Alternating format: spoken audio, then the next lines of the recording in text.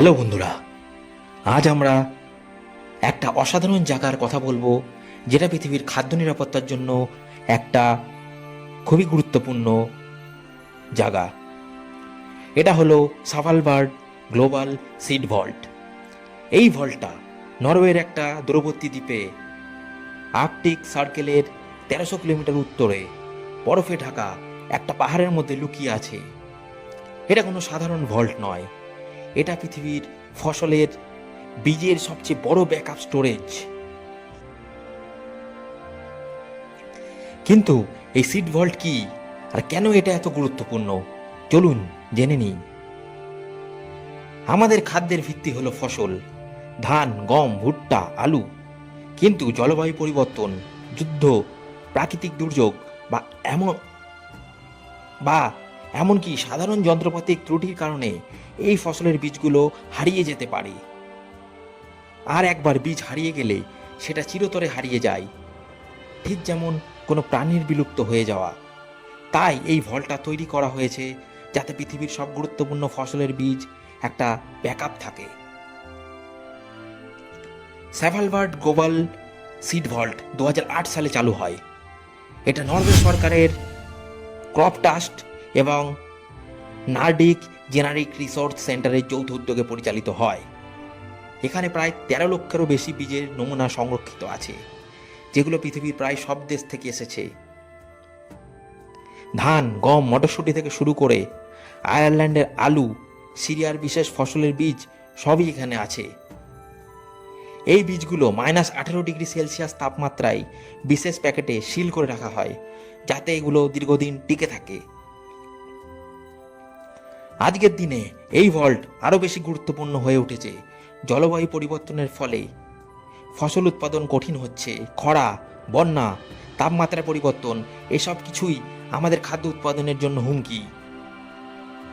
এই ভল্টের বীজগুলো বিজ্ঞানীদের সাহায্য করে এমন ফসল তৈরি করতে যেগুলো এই নতুন চ্যালেঞ্জের মোকাবিলা করতে পারে।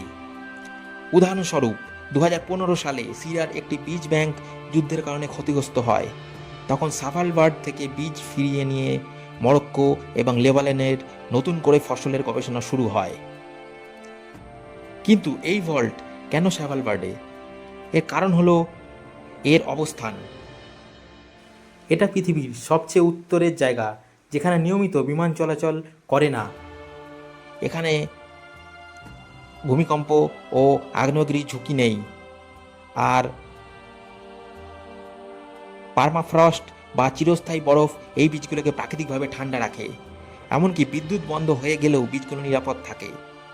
ভল্টটা 120 মিটার গভীরে পাহাড়ের মধ্যে তৈরি, আর সমুদ্রপৃষ্ঠ থেকে এত উঁচুতে যে জলবায়ু পরিবর্তনের ফলে সমুদ্রের জল উঠলেও এটা নিরাপদ থাকবে। এই ভল্টে বীজ জমা দেওয়া সম্পূর্ণ বিনামূল্যে। পৃথিবীর যে কোনো দেশ তাদের বীজগুলো এখানে রাখতে পারে। উদাহরণস্বরূপ ভারত 2014 সালে মটরশুঁটির 25টি নমুনা জমা দিয়েছে। সম্প্রতি 2024 সালে অক্টোবরে 21টি দেশ থেকে 30,000 নতুন বীজ এসছে। এই বীজগুলো শুধু খাদ্য নিরাপত্তার জন্য নয়, ভবিষ্যৎ প্রজন্মের জন্যও একটা আশার আলো। এই ভল্টকে অনেকে বলে ডুমসডে ভল্ট বা প্রলয়ের ভল্ট, কিন্তু এটা আসলে আমাদের ভবিষ্যতে রক্ষার একটা প্রতীক।